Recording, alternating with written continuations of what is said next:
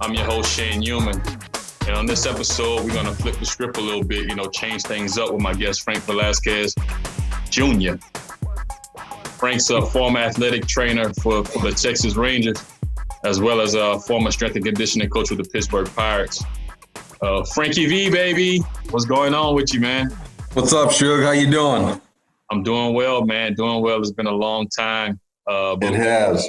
Obviously, with social media, being able to keep in touch and stuff like that.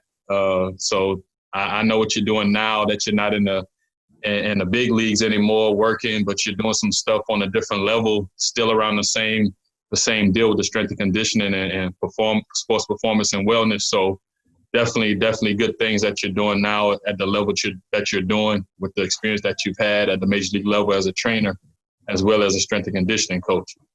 So, man, tell me, man, how's everything going with the fam? With yourself, especially in these times that we're going through, not only with the pandemic, but speaking on some of the social issues that we're dealing with. How are you and the family dealing with things now? We're doing well, man. Thanks for asking. I'm hoping the same for you too. And the social media thing, I try to keep myself in check with it. One of the things I really like about social media is that I can keep up with old friends like yourself and checking out how you're doing. You were still towing the rubber there in Taiwan and Korea and once you left the Pirates, following you and the other ex-players that I used to work with, following you guys' career but we're doing well. My family, we say gracias a Dios, thanks to God. We're healthy and safe and there's it's challenging right now for our country in the USA. There's some trying things going on with the medical front and the social issues. And, we got to dig deep and see who we are and, try to pull together, continue to work together. You know how it is working with a team and just after I left the big leagues, everything was so confined and everybody in that confinement was trying to be the best they could be, So you get outside of that environment and not everyone's on that same page of trying to be the best person they can be or the best athlete they can be. Dealing with that. But all in all, family's good. I got a 15-year-old boy. He's a football player and he gave up baseball a couple years ago. Didn't break my heart, because I get my baseball fix one way or the other. But he's 15. He's almost 6 foot, about 230, and offensive lineman, defensive lineman, throws a shot put and discus for track and plays some hoops in the winter.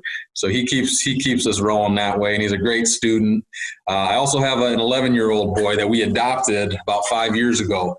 He's an autistic child. His name is Jason. He's my son, and he's very high functioning and he's 100 miles an hour, man. Once his feet hit the floor, we know where it's game on, my wife and I. It keeps you young. Keeps you young, right? Oh, it does. It does. It keeps you moving, keeps you limber, and, keeps us on our toes. But those are my two boys. I love them to death. They're doing well. They're on a good path. And then I have my better half. She keeps me on point as well. Been married. That's mandatory. That's right. This year will be 22 years. In October, man. So salute to that, man. Salute to that. Yeah, my folks just celebrated their 50th earlier in July. So, I got big. I'm always chasing them. Mom and dad are always ahead of us. So things are good, man. It's hard for me to complain, and you know how it is. If we wanted to complain, no one's really listening to us. So for sure. For sure. I could definitely relate to that, especially, our days with the Pirates, and obviously you dealing with different types of athletes at that level. Every day is different, man. You gotta come strapped up and ready to go to deal with whatever personalities you might have to encounter today, man. But I'm definitely glad the fam's doing well. You guys are handling situations that we're dealing with right now in a good manner, staying up to date on the news and whatnot. So, but Frank, man, you're in the Pittsburgh area, but you're originally from Michigan. What city in Michigan are you from, or where were you born and raised? I was born in Bay City, Michigan.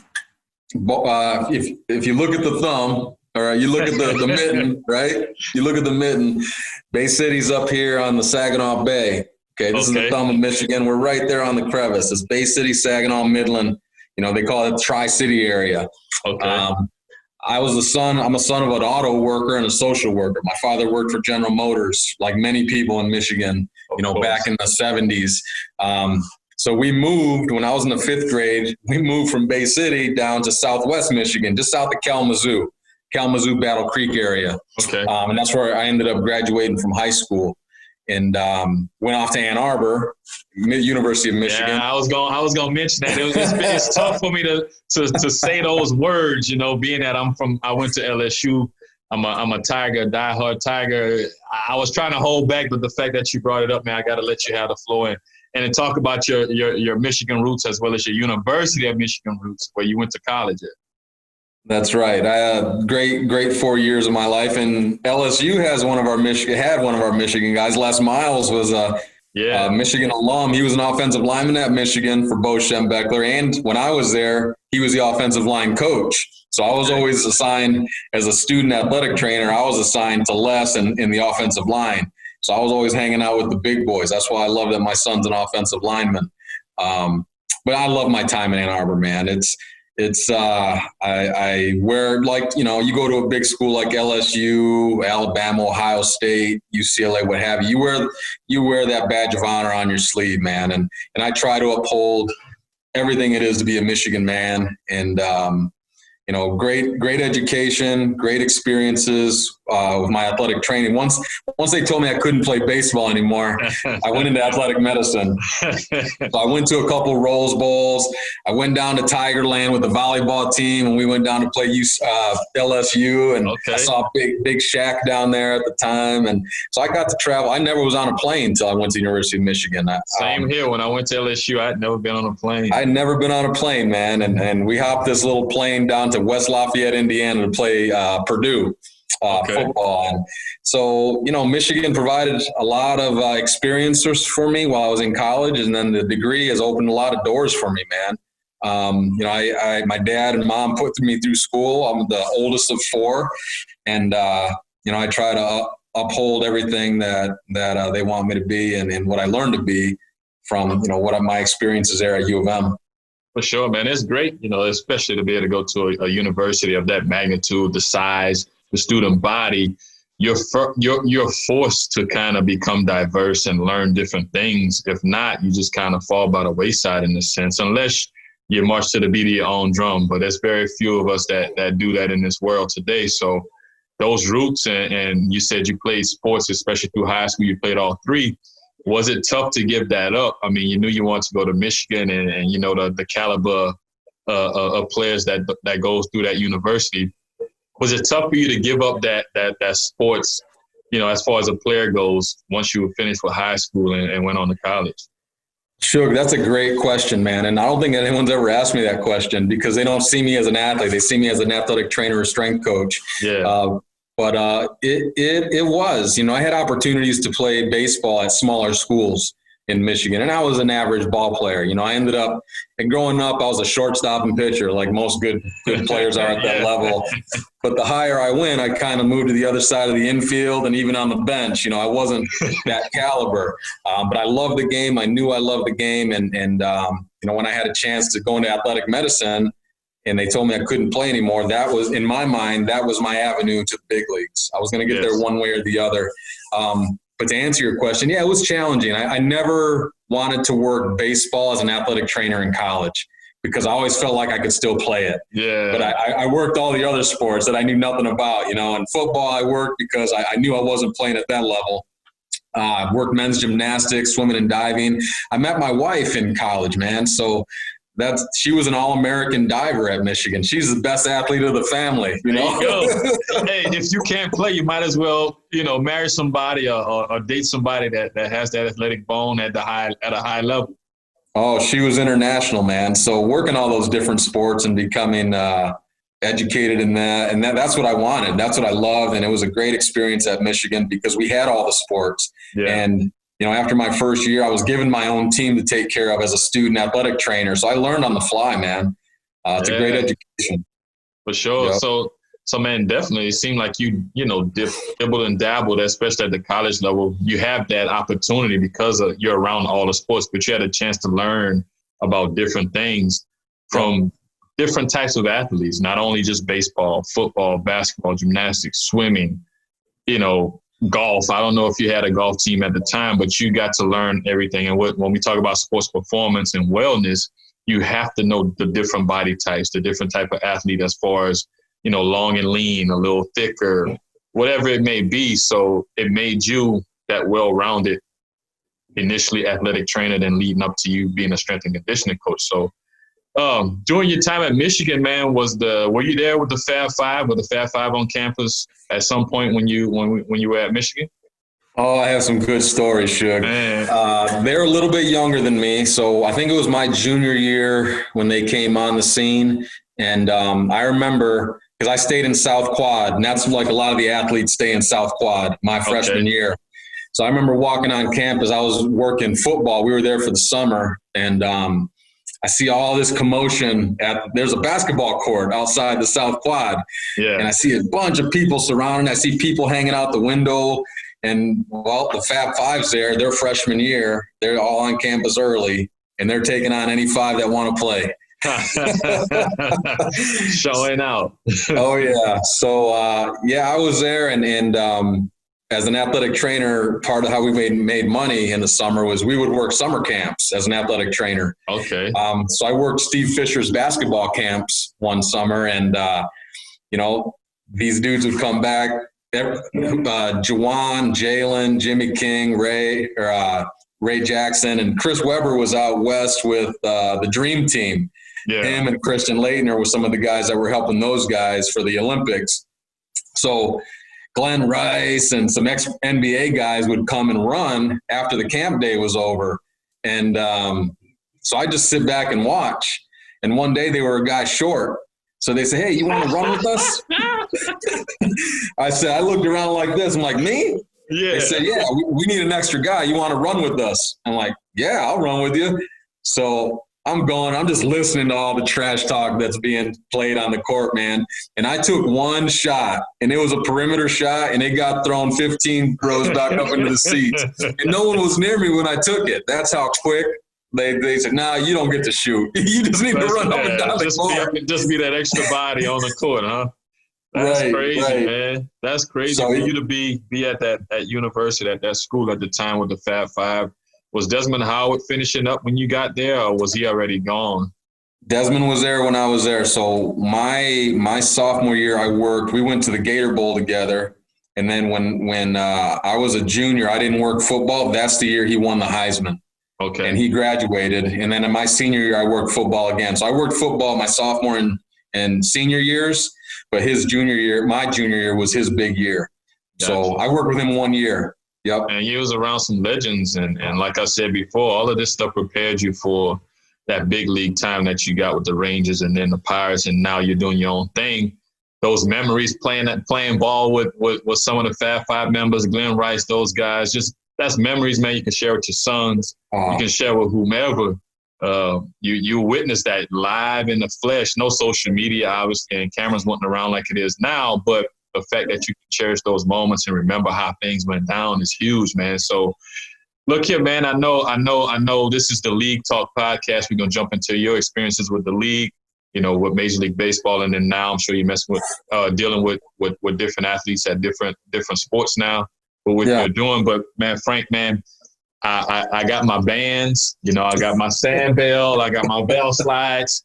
I'm ready for my active warm up so we can jump into your journey, man. So whoever's listening in right now, Hope you got your workout clothes on because we're going to break a sweat with this episode of the League Talk Podcast, bro. So I don't know if we on the bike today, we jogging, whatever it's going to be, whatever journey you want to take me on, bro, I'm willing to hop in. It's been a while since I worked out, but I'm ready to jump in and get things going with you, man. So we spoke about your upbringing.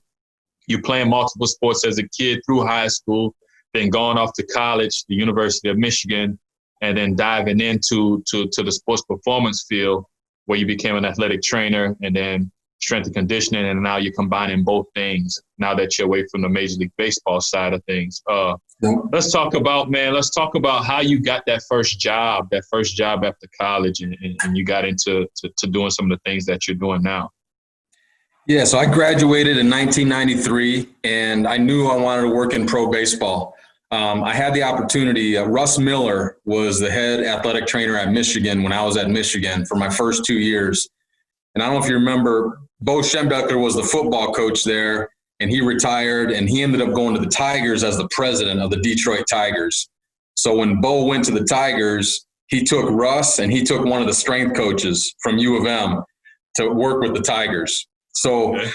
Russ was kind of like my champion or my sponsor in the pro ball. I tried to get in for 3 years, man. There was just no openings. So I went to work in a physical therapy clinic, worked for some excellent therapists, different clinics throughout Michigan and Bay City and Coldwater and Three Rivers, Michigan, where I ended up graduating from high school, and was becoming a better athletic trainer, working on the therapy side of it. So my first year, I sent 2 letters to every team for 3 years.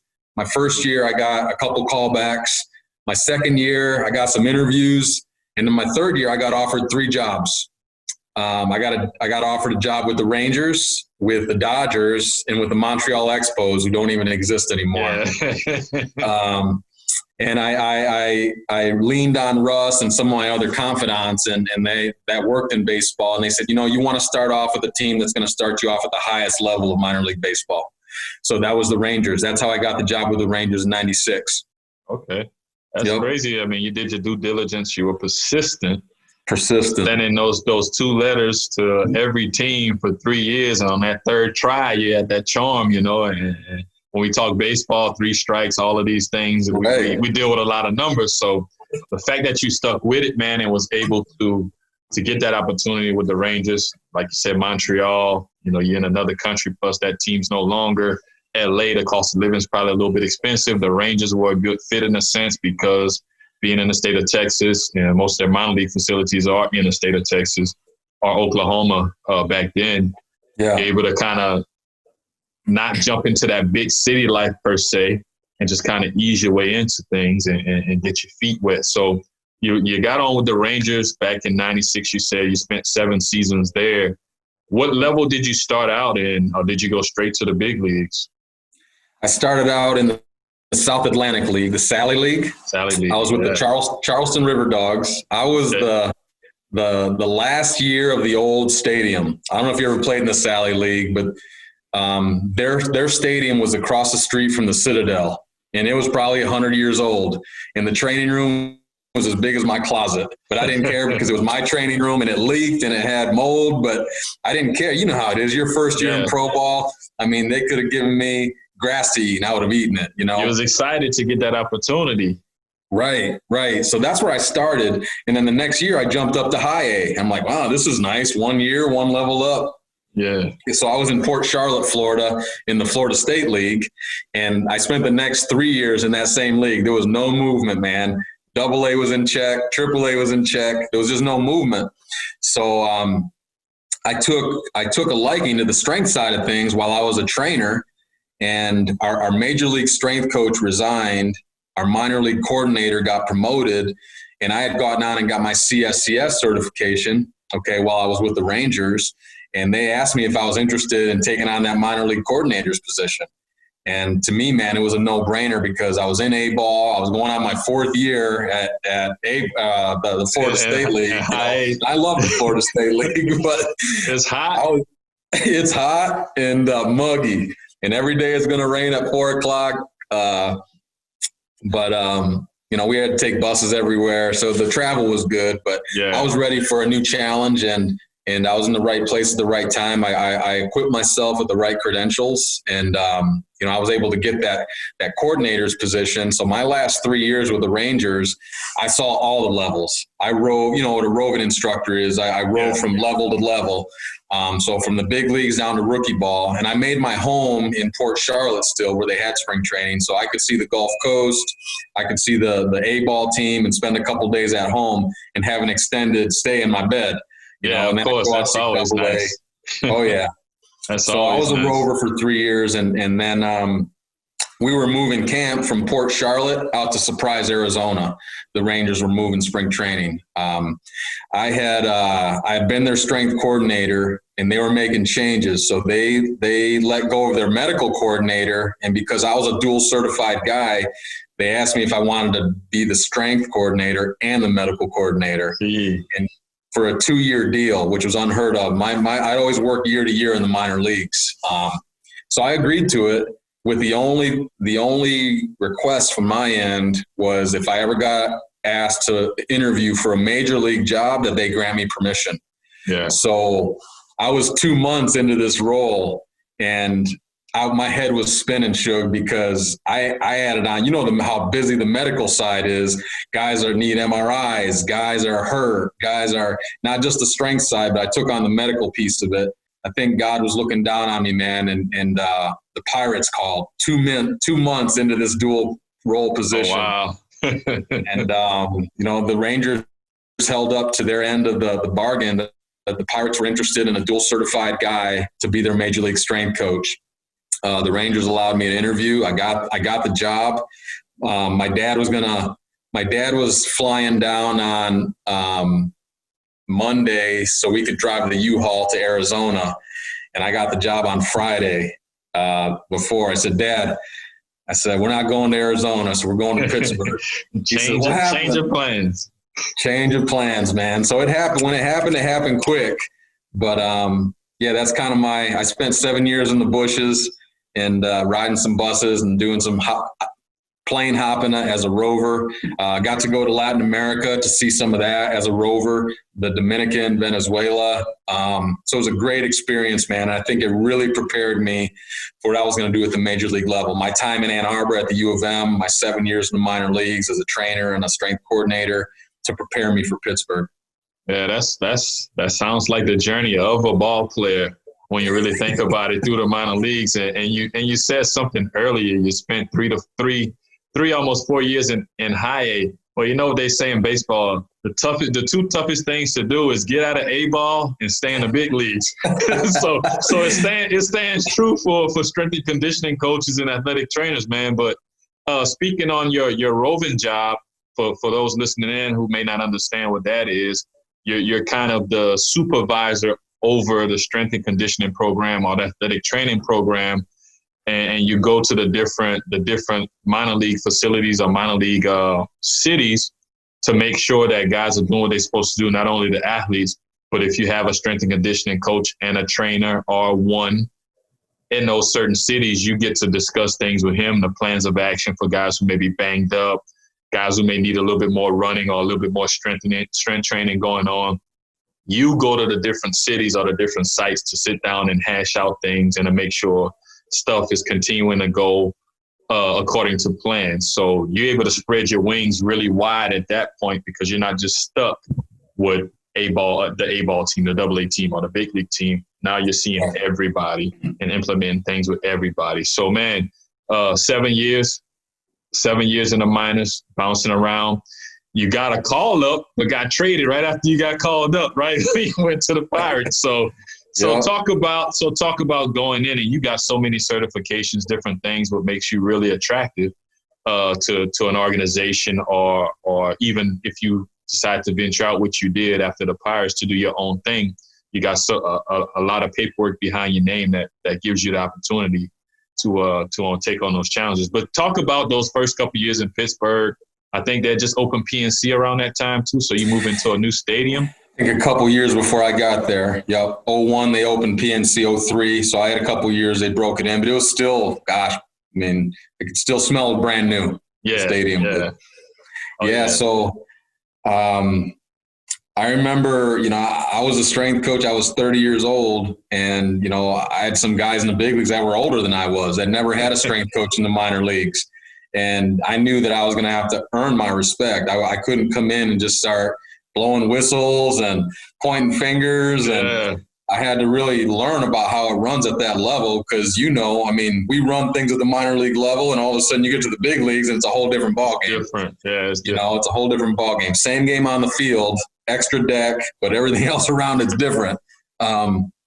So I remember one of the veteran players, the first thing he asked me is how many years I spent in the minor leagues. And I told him my story. And so that they wanted to know that I rode buses. They wanted to know that, I ate at Waffle Houses and 7-Elevens and, that I went through that journey. The other thing that helped me gain some respect early, Shug, was that I ran with everybody. I was young and limber and I had a lot of miles still in my legs. And when the position players were coming to run and I was, telling them what the plan was and I towed up on the line with them. They said, "What are you doing?" What are you doing?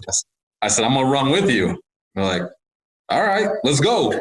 So, spilling the blood in the mud with them in regards to the strength training and the running and really listening and building that rap with each player, because, they're not all the same. Some guys dig the weight room, some guys don't. My goal was to keep the product on the field, and I'm a service industry. So however I could help a Jason Kendall or a Brian Giles or a Jose Mesa, some of those veterans when I was there, some of it was just helping them talk through some nutrition stuff. Some of it, just feeling my way around and working with some of those older guys, getting their blessing. And once I had them, their approval, everything else kind of fell into place. And I stayed in my lane, and I had a great medical staff to work with and great coaches. And like any industry, man, you got to communicate. So I wanted to know what the manager needed to know from me, what the GM needed to know from me, and understand that I wasn't a pipeline and that I did work for the players, but the Pirates paid my salary. Yeah. So riding that line as a staff person, I loved every minute of it, man. I loved every minute of it. It's a rigorous gig. I think it's a young man's game with all the travel and that. Sure. But, I was blessed and privy to 16 years in pro ball, 9 in the big leagues. And I wouldn't trade it in for anything. Almost full pension if you was a player, brother. 10 years, you're missing one. But man, I know. To say that, you stepped into that arena after being on the grind in the minor leagues, you knew you were at a position of power because you were the head strength and conditioning coach, but you also understood you're dealing with guys that are making millions of dollars, who have their own personalities and kind of dictate what they do on a daily basis to prepare. I think not only with your family upbringing, but the fact that you went to a university like Michigan and was around those type of athletes at the collegiate level helped you walk in there and understand, okay, let me get a feel for these guys. Let me find out what they like or what they prefer doing. Let's even make it fun. Let me toe the line and do some conditioning with these guys so I can feel comfortable and they can feel comfortable as well and not feel like, okay, this is drill sergeant guy coming in here trying to impose his will and make us do certain things that we may not feel comfortable doing. That's a credit to you understanding that. And that's what makes you a big league strength and conditioning guy, that you feel people out. And when you're training people, you have to understand, like we said before, things they may be good at, things they may need to improve on, would it be beneficial for that particular athlete, depending on what they want to get better with or improve on when it comes to their game and their performance in general. So, man, talk about that. When it comes to, I guess, dealing with those personalities and what's some of the bumps in the road that you might have had once you got to that level, because you have so many different people at the big league level doing so many different things. So talk about some of those bumps in the road you may have had along the way through those 9 years. Yeah, I mean, it's definitely finding out who needs what. And some of the young mistakes I made were some of the words I would use. Like I would say, okay, I'm going to release you guys to go run. They're like, we don't say the word release, And, you're dealing with the pitchers that that like, they're going to always bust your cojones. Like when you say, well, we're running today, and you get the veteran that says, well, we don't run the ball to the plate. Yeah. Say, I know, but you hit in the National League, and I've seen you on base. So we need to run. That's one of my Matt Morris was a veteran pitcher with us. And he was older in his career when he came through Pittsburgh. I don't know if you were there. Yeah, I was there when he got traded, because he got traded for Rajay was in that trade, which is a good friend of mine. Okay. Matty Moe came over in the Rajay Davis trade. Yeah, so Matty's like one of those dudes that was just testing me, and I had a few years in already, and I said, and he, why are we running? Blah, blah, blah, interval running. I just like to run poles, and so no, I mean the interval running is a little shorter, a little higher intensity, and here's a great way to put it, Matty. 2 weeks ago, you were on the mound against St. Louis, is the team that he came to us from. Yeah. And you were rolling through the game, and all of a sudden you just happened to get on base. And there was 2 outs, and then Jackie Wilson throws one into the corner, and Matt's got to get on his horse to go from first to third. And then the very next pitch, there's a base hit, so he's got to score. And he's on the bench with an oxygen tank almost, jokingly. He's trying to catch his wind because he's never on base. And then the third out happens, and he has to go right back out to the mound. And like I said, he was rolling through the game. Well, that 6th inning didn't look as pretty. And the wheels started to fall off a little bit. And that's how I explained it to him. That's why we run. That's why we run for conditioning. So when you do happen to get on base and got to – do some stuff in between the time you're on the mound, you're in shape for it. For sure. He says, you're right. And I always pride myself, Shug, that everything I would have a guy do in the big leagues or even in the minor leagues, I would have a reason for them to do it. Because they're going to ask you, why are we doing this? And if I don't have a reason, I lose the whole, not only that person, but I lose the whole team. So they go like this. No credibility. Yes. No credibility at all, man. Which brings me to this. You talking about the Matty Moe situation with him asking why we run and things like that. Yeah. It's one of the things that I've learned from you, and I've never forgotten it, man. When he talks about, man, I like to run poles, where you like to do that interval running to get that heart rate up, try to bring it down the street, but get it back up again, because the game may go that way. You may have a long inning, sit down for a short amount of time. God forbid you're on base and something like that happens. You helped me learn that, because I always thought about distance running, but getting in shape, you get in better shape by doing those interval type runs, those high intensity type sprints. You get in better shape like that. So that's one gem that you served up to not only me, but other guys that I've always taken with me throughout the rest of my career. And even now that I'm working with young pitchers and young ball players, when we talk about them getting in shape and keeping themselves going as much as they can throughout the duration of a game. So that's definitely, maybe you don't know that guys are retaining certain information that you give them, but that's one thing that I definitely retained from you, man. Thank you. Definitely. It was always cool, like when guys would get traded and I'd watch them in the bullpen and they would be doing the same routine that we did. And kind of inside it made me smile. Of course, but that's what it's all about. And you establish those relationships, and you're a person that's approachable. It wasn't, like I said, the drill sergeant type mentality. Now, you got on guys if you had to get on them. Sure. But for the most part, we all are professionals. It's our careers. It's your career as well. So you gave us the information. We were able to take it in and apply it best that we could. And then, if we moved on to other organizations and you saw us applying it, it makes you feel good. You can definitely pat yourself on the back for that, because guys are listening and taking heed to what it is that you're teaching.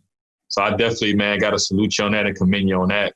Just seeing your work kind of expand away from PNC or expand away from, when you were with Texas, the things that you're doing now. It's a pleasure to see that, man. It definitely is. So we're going to hop into this too, though. You spoke about your career in pro ball, 16 years, and then around 2012, you ventured out. I know you mentioned you had a couple opportunities after that when we talked prior to doing the podcast, but you decided to start your own thing in 2012. So what was it, the family dynamic that said, you know what, man, let me just stay home and I have this experience to start my own thing, as opposed to taking a job with another major league organization? I was at a fork in the road, man. The last few years I was in pro ball, it was different. You know, it was a little more of a grind, and it's the grind through the season in spring training. But even in the off season, things were changing. I was raised with a great family, and my dad coached me through a lot of my years. And my son was 7 at the time. I got let go. They made changes in Pittsburgh, and I prayed about it, and I spent some time before I made any decisions. I had opportunities to interview with some different clubs. I had openings at that time as well, and talked with my wife about it, and figured that it was time to do something different, change lanes. So that's why I was going to go off on my own. And to do that, we wanted to stay in Pittsburgh because that's where I knew the doctors, and that's where it meant something to be. Well, he's the ex-strength coach of the Pirates. Yeah. In Michigan, it might not have been as attractive, if I went back to Michigan. But we'd stayed in Pittsburgh, and I found a great business partner. She was a physical therapist, and we opened up. It was called Rev Sports, and we ended up changing the name to Vesla 360. But it was a sports performance training center where we had the medical piece with physical therapy and rehabilitation. We had the strength training and conditioning, speed and agility. And then my wife was a massage therapist, so she was one of our founder employees. We did the recovery piece through massage and nutrition and wellness. And we had a front desk person. So it was a 4-man gang. We went at it. 4.5 years. We had 2 facilities and about 15 employees. And then the Dr. DeMayo and Dr. Snell and that group came calling to come out with AHN. But, I needed a change and to kind of get a shot in the arm. And right away I realized, like, man, Memorial Day is pretty nice, when you can have a cookout. Yeah, man. What's that holiday when you're in the big leagues and playing sports at that time of year? Fireworks, 4th of July. And I got right into coaching. That's how I got my baseball fix. I coached my son, 8 years old, until he was done at 13. Baseball and basketball, and just started to live life a little bit. And I missed pro ball. Guys they just don't miss it after spending. And I worked in pro ball, Shug, because I love baseball. Being a strength coach and athletic trainer was how I got there. As a little kid, I wanted to get there like you did, man, as a player. But it's not cut out for everybody. Some people get there as a broadcaster or as a GM, or mine was athletic training and strength conditioning. And that's how I got there. And I loved it. And, it's hard on a family. It's a rigorous industry, any professional sport. So I think it was time. It was God's way of saying, let's do something different. And I was able to, I think improve my family life. My wife was a gamer, man. She hung with me those 16 years and never questioned me once. Let's do something else. But when we had our talks there, she says, San Francisco, Miami, Boston, Atlanta, those were some of the cities I was contemplating. Yeah. And she says, we'll support you, but Caden and I are going to stay here in Pittsburgh, she said. Not Miami? You're not going to move to Miami if I get that job? No, she didn't want to raise her kid in any of those cities, man. So that kind of helped factor into it, but I was ready for a change. And I got really good at working with elbows and shoulders and pro baseball players and the overhead athlete. But since I've been out, man, working with ballet and BMX and soccer and lacrosse and boxers and wrestlers, it's kind of sparked my love again for the human body and strength and wellness and conditioning and all that. Definitely, man. I mean, speaking about your wife, it's always, I guess it's important, as an athlete, strength and conditioning coach, the things that you're doing, being on the road half the year, to have that ride or die. For her to stick with you through those times. I know you probably missed them chartered flights and the meals on the flights and being in the different cities and wearing those nice suits and stuff like that and just being around the boys. But the fact that you realized that, hey, it might be a good idea for me to settle with my family here and not be gone more than half. When you include spring training, you're gone for more than half the year. You're away from your family. So, to realize that and be willing to go ahead and venture out and do your own thing. And now you're in a different position because certain people that you've met through your time with the Pirates realize, you know what, man, let's bring Franky V in here and let's up things up a notch and present something good to where now you can spread your wings even wider dealing with different types of athletes. That's huge. And that's going to lead me up to this, man, and speaking on this, because I know you're dealing with a lot of youth athletes as well, not just professional. Yeah. And some of my audience are youth athletes as well as their parents, and it's important for them to hear things about taking care of your body and doing things the right way. So tell us, just speak on briefly a little bit about the importance of training the right way. Because people can go out there and train, lift weights and do stuff, but the importance of doing it the right way.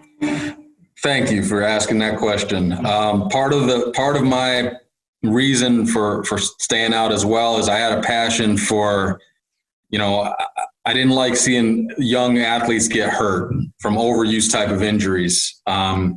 So I've been on a mission. I built high performance teams in my facilities where we're doing a lot of educating to coaches, parents, players on how to do it the right way. I worked at the highest levels for a long time, whether it be at the University of Michigan or in pro ball.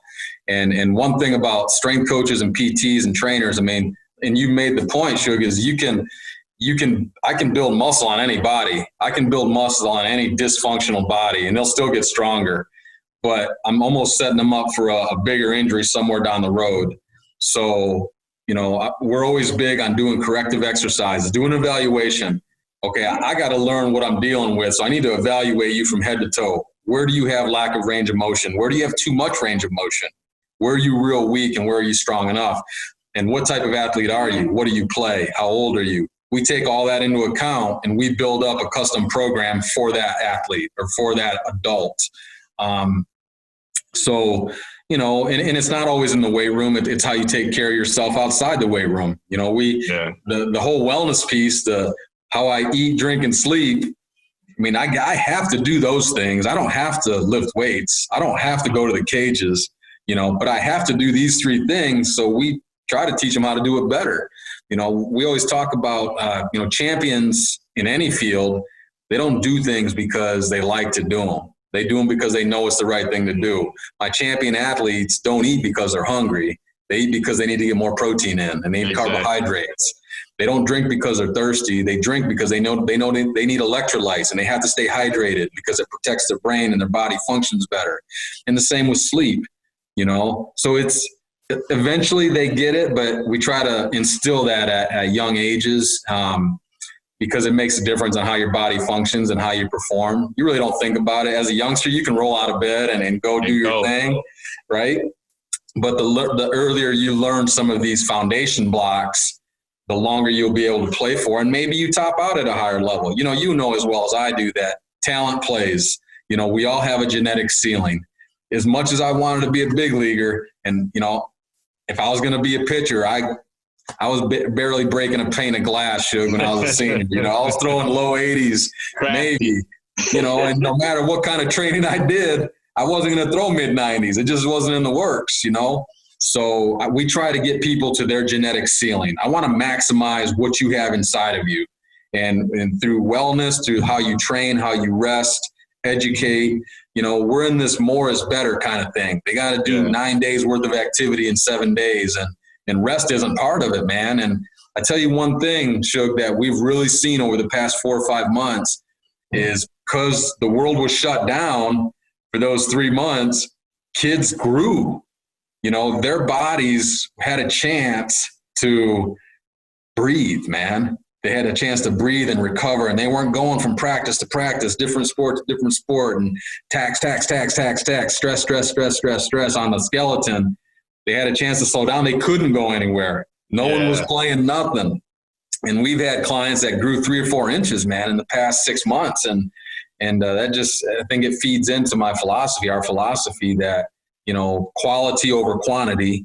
You know how it is. I don't want a 80-pitch bullpen. Let's get what we can get in 30 pitches and work what we're working on and get out. Unless you're in Korea or Japan, them boys throw 100, 200-pitch bullpens, bro. The arm is a muscle, and that's just that makes them look strong when they throw that much. But I never bought into that, so I definitely get what you're saying.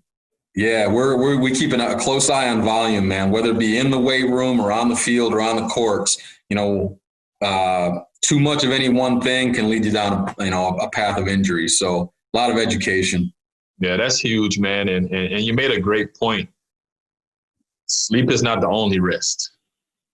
taking some time off from the hustle and bustle of whatever sports you're playing for the amount of time you're playing is just as important as the sleep side of it. I never thought about that when it comes to that whole aspect of making sure your body's able to fully recover as best as possible. So we're going to definitely put a star next to that gym right there and let them know that time off is important to get away from the game, let your body rest and just kind of decompress. And you might grow a couple inches. We never know. But other than that, man, I know moving on, you're in a more structured environment when you were at the big league level, the minor league level. But now when you ventured off to doing your own thing, and now you're with AHN. Right. I know one of the challenges was probably from the youth side to get folks to buy in. So how did you approach that whole aspect? It was a hell of a lot different than when you stepped on the field with Brian Giles and Jose Mesa and Jason Kendall and Kevin Young and those guys. It was different. So how were you able to overcome that and get not only the parents but the kids to buy into what it is that you were putting out there for them? Sure. I had a lot of help from the doctors. That's why I knew if I was ever going to do this, I needed a medical component with it. That's why I wanted physical therapy, because a lot of our clients come in on the injured route. Okay. Yeah. So once they're in and they see what we're doing and we have a chance to educate them, and they start drinking our Kool-Aid, man, and they become cash paying clients because they know that and early specialization is it runs rampant now. There's 10 and 12-year-old kids just playing one sport year round. You know, they don't get the opportunity to put the bat and ball down and play football and then play some hoops in the winter. You know, that gives them that automatic break. Now there's a lot of one sport athletes. So preaching that, like if you want to play baseball or softball, that overhead athlete, tennis, volleyball, anyone that competes overhead, that's where we focused our efforts early on. And really, you know, if you want to do that, I'm going to train you like an overhead athlete. I'm not going to train you like a wrestler or train you like a football player. So it was very sport specific, and then I could drill down into position specific. So I'm going to train you like a third baseman or a corner guy or an up the middle guy. That's important right there. Oh yeah. You know, each sport has their intricacies, but within each sport, each position has their intricacies. So learning that and focusing on that, a lot of the marketing material, you know, we made focused on that. And I'm being on my own, you know, I never took business courses. If I had to rewind my journey, I would have taken a business course somewhere along in high school or college. I learned on the fly. All my years of being a medical sports medicine practitioner as a trainer and strength coach, I never had to go get my clients. They were handed to me. They were my team. It was structured already, Right. So, you know, now I had to go out and you know, kill what I'm going to eat, you know? So, you know, I spent $30,000 in marketing my first year in business. And I took a lot of swings and misses. I didn't have a return on the investment. So, but the longer I was in, the smarter I got. I went from 30 to 18,000 the next year. The next year I hit 13,000. And my last year before I sold, you know, I spent about $9,000-$10,000 in marketing because I knew where I was hitting. I knew where I was getting my clients from and where that money was worth spending. In delivering those messages on the sport-specific, position-specific, well-rounded, you know, nutrition, sports psychology, recovery, not just you're going to get strong here. I'm going to make you into a high-performance athlete, you know, a high performance at whatever you do. That's what we do. That's key. And with, like you said, with kids specializing in one sport now, not really taking the time out to enjoy other sports or even take time off to be a kid nowadays. Right. It definitely puts them into that high risk type of athlete when you're talking about injury, because they don't take that time out to think about recovery or to do preventative maintenance and things of that nature. Now, Frank, you mentioned something that some folks may not understand when you talk about the overhead athlete. Can you elaborate on what that means? Because I know what it means, and I'm an overhead athlete, obviously, because of throwing a baseball or shooting a basketball, throwing a football, hitting a volleyball, whatever it may be. Speak on that for a second, what you mean by overhead athlete, even though I gave them some of the answer. But and any athlete that's going to spend time with their hands over their head. So one of the myths of baseball, softball, or overhead athletes is they don't want to lift anything overhead. Yes. You know, which they say it's a no-no. Well, my argument to that is, okay, well, you spend time up there competing, so I need to be strong in that position. So we've never been afraid to lift overhead. We just do it smart. You know, I'm not lifting the barbell with weight where my back's flexing. But the overhead athlete also takes care of a very delicate part of our body, and that's our shoulder. Yes. You know, the shoulder is the second vastest joint in the body next to the wrist. And it's got over 17 muscles that cross it. It's a ball and socket joint, just like your hip. So it's very delicate. Whether you serve a tennis ball or a volleyball, you're slamming a volleyball or throwing a baseball or a javelin at high levels, that's how you make your money. You know, you can't get to the big leagues or the Wimbledon if you can't do that movement. So, you know, taking care of the shoulder, and not as good as the weight room is, not all exercises are good for overhead athletes. So, you know, the barbell bench press or anything done behind the neck, they're exercises and they can get you stronger, but it doesn't bode well for performance of anyone that does business up here. So that's kind of what we talk about when we cater programs to that overhead athlete, is picking the right exercises, what to do, and more importantly, what not to do. Because I can bench, and I'm going to find myself in the training room and maybe an orthopedic surgeon's office, and which you don't want. Yeah, I appreciate you breaking that down. I know just talking, and a lot of things are coming back to memory, just how we would work out and stuff like that. What a lot of things to keep us going, to build that strength in those small muscles in the shoulders, and more importantly in the back, you know, for those decelerators. That's posture. Huge. Yeah, posture, definitely. Man. You know, the world's involved. We're in love with this stuff. Yeah, you know, you like that. Right. And it's not just the kids, it's the adults. We're on laptops and tablets and computers, and we live in a front-sided society, man. So everything's in front of us. So we really got to focus on those muscles we can't see in the mirror. So you know how it is. For every push I'm going to do in the weight room, you're going to do 2 pulls. Yeah. Because you don't see many, I don't know if you can see my posture here. You don't see too many good athletes that have rounded shoulders, like, you know, in any sport. So we open preach, that thing up. Yes, we preach posture, man, and parents love it because no money.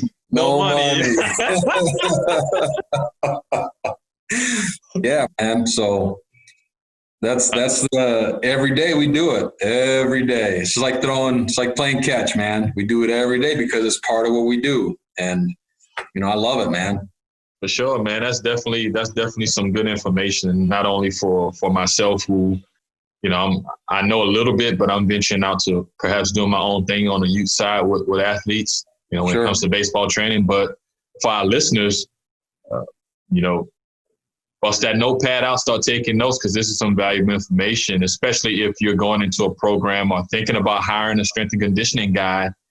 Having those questions, because I could sell you whoop tickets all day and tell you what I'm going to do for your kid and what I can do, whatever, or who I've worked with. But specifically my kid and specifically what we're trying to accomplish, can you help me with that? That should be one of the questions you ask a strength and conditioning guy if you're thinking about hiring somebody like that to help your kid.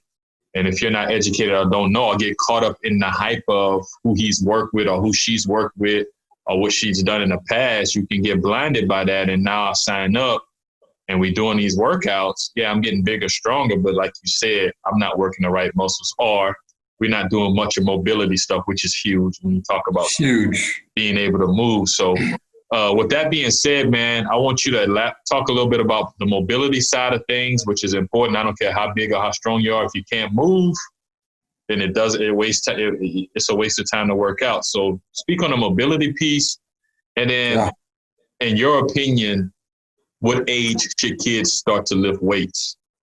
2 great questions. So we, like you said it, I mean, I can build muscle on anybody, and in baseball and in softball and tennis, they're graceful sports. They're very rotational. They're very diagonal. It's not a push-pull type of thing like an offensive lineman in football. And even they need to be more functional. But you got to be able to move, you know, even as a pitcher, you know, once you deliver the ball, you become an infielder, and you're backing up bases and you're fielding bunts.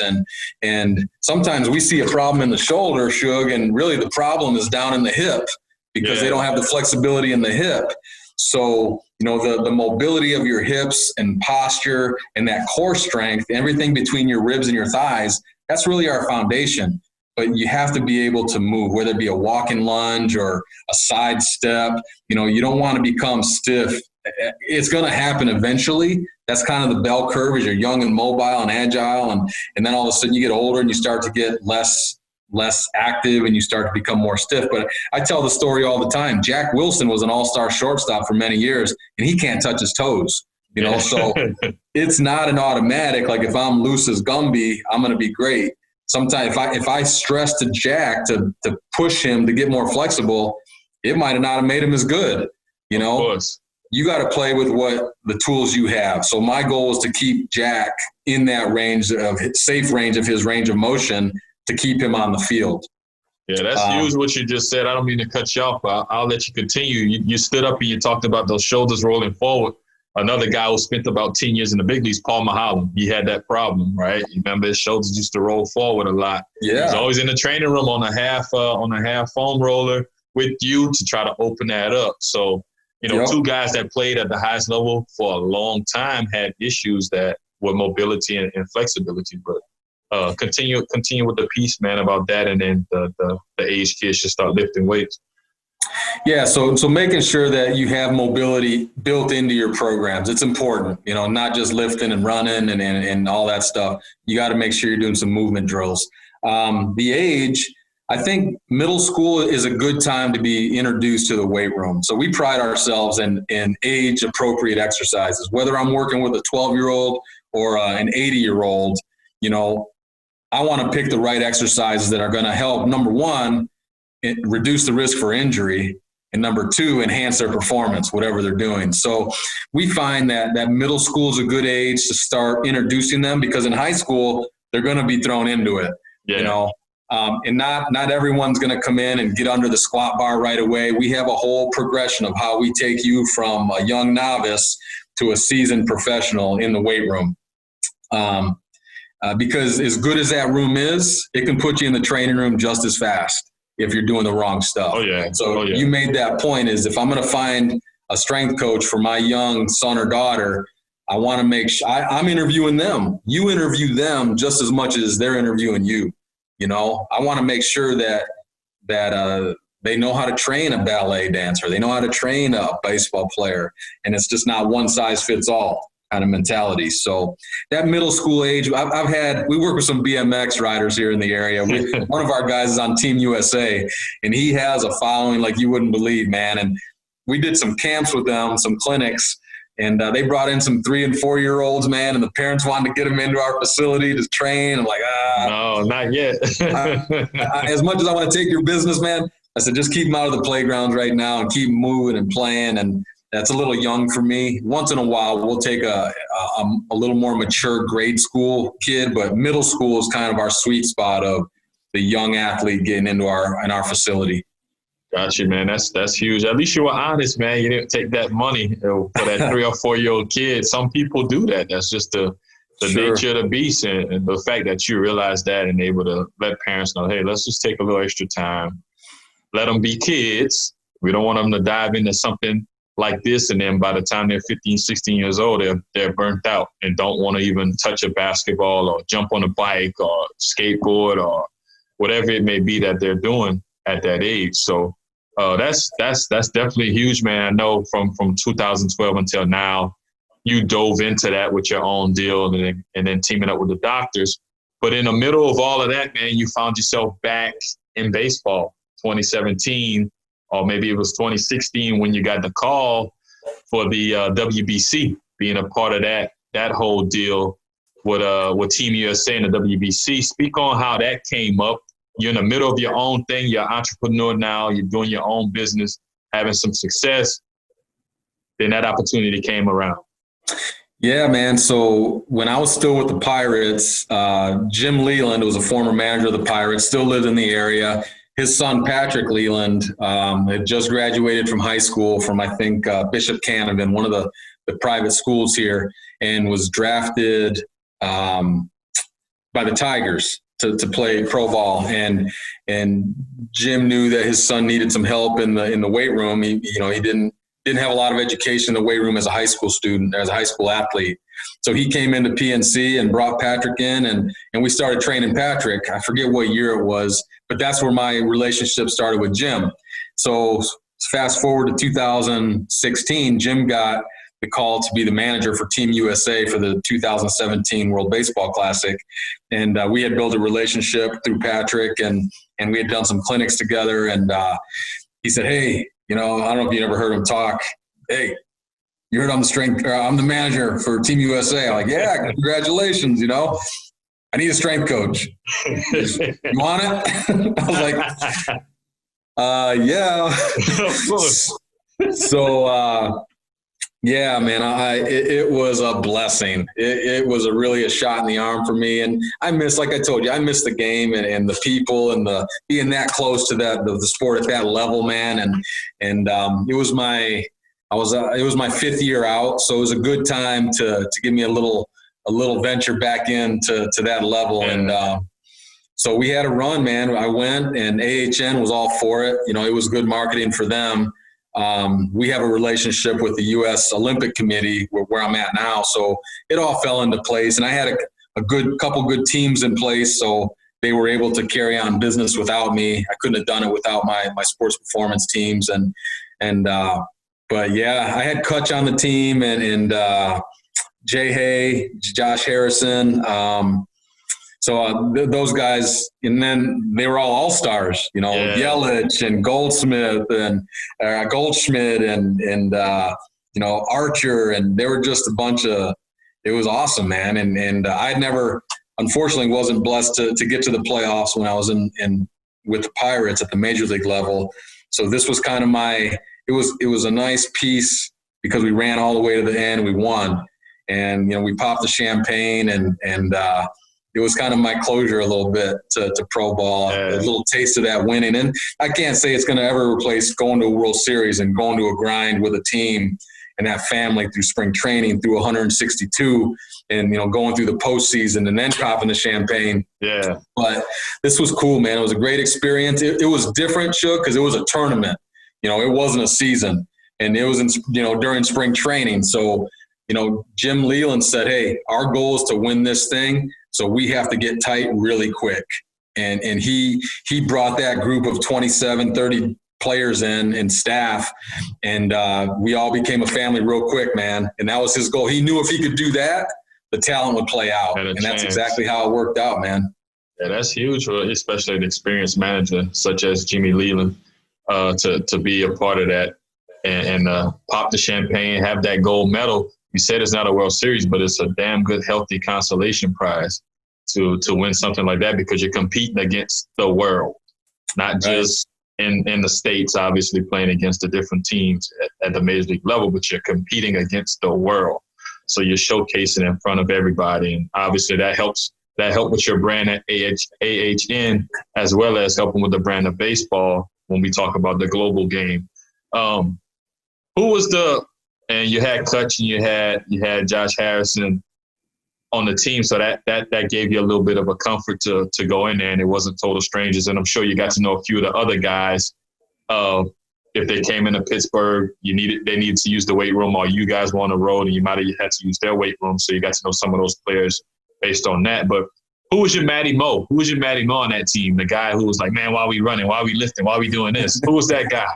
I didn't have a guy, man, because here's the thing is I had these guys coming in and I was communicating with their strength coaches from the teams they were coming from, and all I had to do was keep them on their program, man. So I wasn't going to say, hey, we're doing Franky V's program for these 6 weeks. Yeah. It was easy. It was challenging in that I had to get with each one but they all fell in line, man.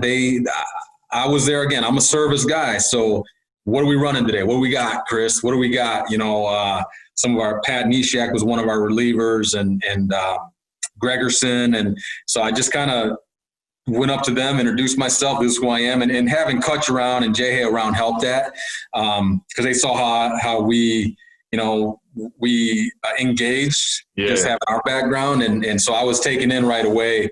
So I just kept these guys accountable to the programs that their coaches sent. And if we needed to make any changes, I reported back to the coaches what we were doing on a daily basis. But they were all good because we were winning. Yeah, that solves a lot of problems, right? Winning solves everything. It erases a lot of stuff. So, man, that's huge coming from Michigan, man, a small town in Michigan. Now you get to the big league level, but before that, you go to University of Michigan. You get on that grind. After leaving that, you're on planes, probably traveling with the team at Michigan, and now you're in a buses grinding it out. Then you get to reap those benefits of that hard work and get back to the big leagues and start your own business, get to know a whole lot of people along the way, go to the WBC.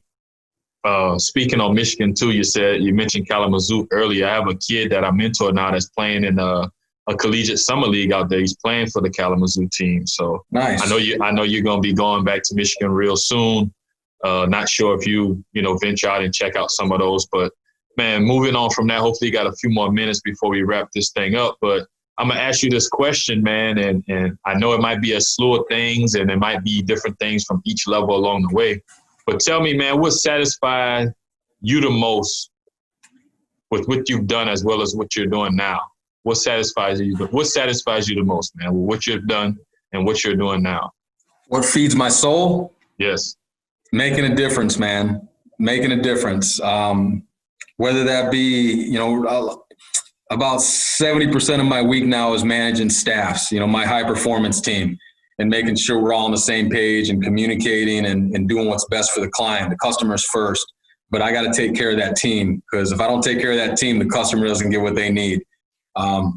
So it's taking on those challenging cases, people that have maybe failed therapy at other facilities, or this athlete that keeps getting hurt, putting them on the right track and making a difference. And that's kind of what I live for now is my family, my faith in God's number one, my family's two. And then what I do as a job is number three. That's kind of the way I was raised and the beat up to the drum that I beat to. Yeah. That I got to say, that's now that I don't win and lose with the team every night, that's something I had to replace when I was in baseball. It took me a while to realize that I went through a gamut of emotions every day. Dealing with players might be confrontational, or having a great day, a good laugh in the bullpen, talking to the relievers, running with them. And then the game, whatever the game throws so much at you, you might have a laugher and be up 13-2 and it's cool, or it's a nail biter, or you're on the back end of it, or, so I had those emotions in the game every night for 16 years. And I needed to find something to replace that. So I got into coaching and then eventually built my business. And then now I'm building this department for the Allegheny Health Network, which is 7 hospitals in the Pittsburgh area, a great orthopedic institute. They just didn't have that product for the athlete, for the active adult. We had plenty of therapy, and we have great therapists in our system, but really a specialized place for those ACLs and those Tommy Johns and torn labrums, and where we could get them not only from rehab to function, but function to game speed. That's the differentiator for us, and making an impact with whoever comes across my path or my team's path. Could be an intern, could be a parent, a player, a peer, yes. Or a family member. It's making a difference in someone's day and trying to live right, like a Michigan man, like a son of Frank and Helen Velasquez. That's what I do. Yeah, man, that's huge, man. Because when you look at it, you're not, like you mentioned earlier, you definitely denied and told the parents of these 3- and 4-year-olds that, hey, let's wait. You're not chasing a dollar, doesn't seem like it. Obviously, that's coming, but you're more involved with not only perfecting your craft, but helping build others up, whether it be your staff, whether it be athletes that you deal with. I'm sure you're definitely looking back and happy that you decided to stay in the Pittsburgh area and not take one of these other big league jobs, because, I mentioned it a couple of times already, you're able to spread your wings that much more, when it comes to covering all these bases and helping folks, not only athletes, but I'm sure now you're helping, the average Joe, or the young lady that may have had an injury, maybe whether it's a car accident or whatever you want to call, whatever injuries that may have occurred. So you're able to help people. You're a people person, obviously. Amen, man. And your journey, man, your journey prepared you for this. because you've had to be a people person throughout as an athlete, as a college student, as an athletic trainer, as a strength and conditioning guy. And now you're venturing into your own stuff over these last, 8-9 years. So, man, kudos to you for that. And I always like to end this this podcast with a few questions, man. Usually about 5 questions real quick. I had to restructure my questions because guess what? We flipped the script today. We had a little change of pace of bringing in a different type of guest. So I had to do a little homework, not much, but I had to really put on my thinking cap to come up with a few questions to ask you.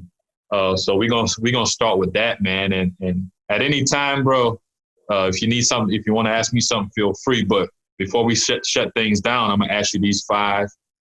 First one being athletic trainer or strength and conditioning. Which one do you prefer and why? Oh, you're bad. Man, when I became a strength coach, the athletic trainer started calling me Benedict Arnold, like I was a trainer. Man, I'm gonna say strength conditioning, and there's no knock on what I know as an athletic trainer, and those first letters I got after my name, I'll never lose them, and they make me a better strength coach. And what I know in the weight room, my CSCS and that in education makes me a better athletic trainer. But here's why, is because I can be more proactive as a strength coach. Now, back when I first got into baseball, athletic trainers were very reactionary. Like when you got hurt, I came on the scene. Yeah. I was always healing hurt people. Now athletic trainers are very proactive as well. We're doing arm care programs and corrective exercises in the training room. You don't even have to get to the weight room. But back in the day, strength coaches were on the front side of things. My goal is to help keep you from getting hurt. And I think a strength coach plays more into that for me. But now athletic trainers are doing much of the same. There's a lot of crossover hairs there. Yeah. Got you. So favorite athlete to work with? Do you have one? Favorite athlete that I worked with? Yes. Or like a name or a generalization? Oh, a name. I want a name. Well, you were my favorite athlete. Man, I'll take that. Yeah, I mean, you always happy. You could give me a few. You don't have to say one because I don't want guys listening in and then they might be calling you and giving you the giving you a hard time. So name a couple. You can name a couple guys you enjoyed. You may have seen a guy come in a certain way, and then after you guys got a program started and implemented, you seen that guy excel and maybe jump a couple notches up. Yeah. Well, I loved them all. They were, like my brothers, like my kids. As I got older, they were younger than me. It's hard to pinpoint, but I really enjoyed working with Jack Wilson, Mike Gonzalez, yourself. You have the best nickname I've ever worked with, Sugar Shane. Sugar Shane. It rolls. It's easy. I never have to think about it. And some of these veterans that I got to work with, man, that took me in, and KY took me under his arm as a veteran. And he was going through a transition because he was an everyday player, and all of a sudden he was a utility guy. So he had his own, transitions he was going through, but he was always a pro with me. Jason Kendall, he spoke of how it was, man. I mean, he was hardcore. He was rough around the edges, straight shooter. But I loved working with him. And Jose Mesa, getting some of the Latin piece there with Castillo and Tyke Redmond, Raj, Kutch, Neil Walker. I mean, a lot of good people with good hearts, man. And just, they play the game that I wish I had their talents. And watching you guys play it day in and day out, man. The list goes on and on. You had to work hard to keep Jack Wilson off them Red Bulls. That's part of my education on nutrition and wellness, man, is talking about Red Line and Red Bull and how Jackie did his thing. And that's right. Yeah, I remember he cramped up big time in the dugout one game because he had way too many Red Bulls to get going, man. But that's cool, man, that you have a whole, I guess, group of guys that you've enjoyed working with, and they come from different walks of life, different body types, different positions. So it leads me to this next question. Maybe you want to reveal it. Maybe you don't. Maybe you don't want to make somebody feel bad, but best gift from an athlete or client. So I threw Klein in there. Because I don't know if you wanna share the athlete, but best gift from an athlete or a client. Okay, this is a little humor twist to this. Were you there with Roachy? Was there Adam LaRoche? Yeah, I was there. Yep. Okay. I was talking to him, and, Roachy's straight country, and I'm a big fan of his E3 ranch in Kansas. And I'm talking about, man, we had a bad storm and these big branches are, limbs in my yard. And I don't have a chainsaw. This was on Saturday. Sunday morning, we come in for that day game. I have a brand new Steel, STIHL, the brand name Steel chainsaws sitting on my desk. I'm looking at it. So I go out to Roger Wilson. I'm like, hey, man, who brought this in? Because I don't know what you're talking about. And so I'm sitting in there, and I'm kind of looking at it, thumbing through it, and here comes Roachy in with his swagger. He says, you know how to work that? I'm like, I've never turned on a chainsaw in my life, man. And in the middle of the weight room, he fires it up, and he's making it rev. He's got gas going in the fumes in the weight room, but that's probably the most unique gift I ever got was a chainsaw, and I still use it to this day. And I always think about him when I got to cut down some small trees or some limbs. That's crazy. Hey, man, that's something that you can use. It's not something, okay, I'm excited about it, and a couple months later, it's in a box somewhere. But, yeah, man, LaRoche, he's that guy. He's that guy that's well-rounded. And I've been knowing LaRoche since 99. We played summer collegiate baseball together. So dude's a character. Great dude, but a character. Oh. And he's calmed down a lot from the time I met him until the time he became a big leaguer and started a family, bro. That dude, classic dude. Man, Adam LaRoche, that's my guy. Definitely my guy. Great gift. That's a great gift, by the way. I can't even lie to you. And he taught you how to use it. And he taught me how to use it. For free, no fees. So, no. But, man, that's definitely a classic gift. So we got 2 more questions. Favorite exercise or workout? Favorite exercise or workout? I've been asked this question before. If I had one piece of equipment, it would be a kettlebell. I can do a lot with a kettlebell. If I need strength, I can use a kettlebell. If I need to do some swings with it, I can do my cardio with it. So I like doing well-rounded programs for my week, Shug, but I really like the interval circuit because it's a quick hitter, and I work on strength, and I work on my cardiovascular, and it takes me about 20, 25 minutes. And I don't have to pound my legs running. I run a lot. I'm a distance runner, and I like it, but it's a lot of pounding. It's like throws. You only got so many bullets in that arm, Oh, yeah. I feel the same way about your knees and hips. So I like to run, but I minimize it, and I can supplement it by doing these circuit type workouts. Like I'll do an exercise for 35 seconds and I'll rest for 25 seconds. That makes up the minute. And then I go on to the next exercise, and I'll do like 2 or 3 cycles of that. And it gets like we are on the mound. It gets your heart rate up and down. So up and down. That interval type training, I think, is the best bang for my buck. And that's how we sprinkle that into our clients' routines, because it's not all that. I don't want to hang my hat. That's all I do. Because I'll do some hot yoga. I do some distance running. I'm squatting and doing some bigger lifts still, but I try to well-round it. But the kettlebell and the interval stuff is my go-to. Got you. So last question, and it probably summarizes everything that we've talked about today. The best piece of advice you'd give a young athlete when it comes to taking care of their bodies? Listen to the people that are trying to talk to you, to coach you up, and more importantly, listen to your body, because your body will tell you when it needs rest, and it'll tell you when it's time to go. But God, I always say God gave it. I always tell my boys, God gave us 2 eyes and 2 ears and only 1 mouth for a reason. So keep it shut, keep your eyes and ears open, and learn. I think some of this Gen X or millennials, I don't know what you call them, but they come out of school and they got a lot of answers. Yeah. They got their way of doing things, and they want the jobs at the top levels. And it's like what Kendall asked me, how many buses did you ride to get here? How many years you spent in the bushes? So listen. Listen to your breath when things start to get crazy. On the mound, I give these talks a lot of stress management talks. Is when the game starts to speed up around you, the game of life or on the field, take a step back, take a deep breath, listen to that breath, slow everything down, slow the pace of the game down. So that's what I would say to any young lad looking for direction from me. Yeah, great piece of advice. You're telling them, listen, not trying to be a hero at the end of the day. Trust the process and continue to grow and make sure you're taking in that good advice and you're learning from that. So, man, Franky V, bro, classic episode, bro. Before I let you go, man, anything you want to add or share with us, how we can find out some of the things you're doing with AHN.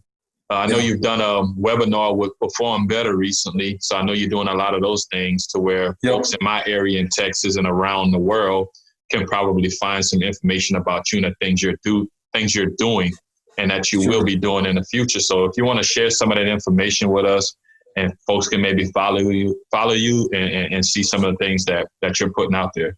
Yeah, man. Thanks for the opportunity, Shug. This has been a great hour and some, man, just catching up and talking shop. And like, we knew it was going to be this way because you kind of see where it goes. And but yeah, thanks for the opportunity. And Allegheny Health Network is who I work with. And I live in the Pittsburgh area still have a lot of ties in Michigan and up in Buffalo, New York as well. But you can reach me, Frank.Velasquez. That's Velasquez, Frank.Velasquez at AHN, A as an apple, or Allegheny Health Network, AHN.org, or Frank.Velasquez1025 at gmail.com. Those are my email addresses. Anyone ever interested in me doing a Zoom talk on wellness, on how to train an athlete, whether it be soccer or basketball or baseball, softball, what have you, wellness, stress management. I'm into all that, man. It's what I do. Like you just heard my journey with the beauty of Zoom and the internet now. Exactly. I'm not confined to the Pittsburgh area. So reach out to me with any questions. I'm all about helping people and, helping you figure problems out or helping you be a better you and, reduce the risk for injury, enhance performance, stay on the field, man. So those are my two emails. Reach out, don't hesitate. And, that's that. And we appreciate that. And if any of you listening in can contact me and you're a little shy or a little afraid to reach out to Franky V, just shoot me the question or whatever and I'll relay it. But we'll try our best to continue to help educate these young athletes as well as their parents in their growth and whatever it is they're trying to do in their specific sport. Again, man, Franky V, I appreciate it, man. This is the League Talk Podcast, and we're out of here. All right, sugar.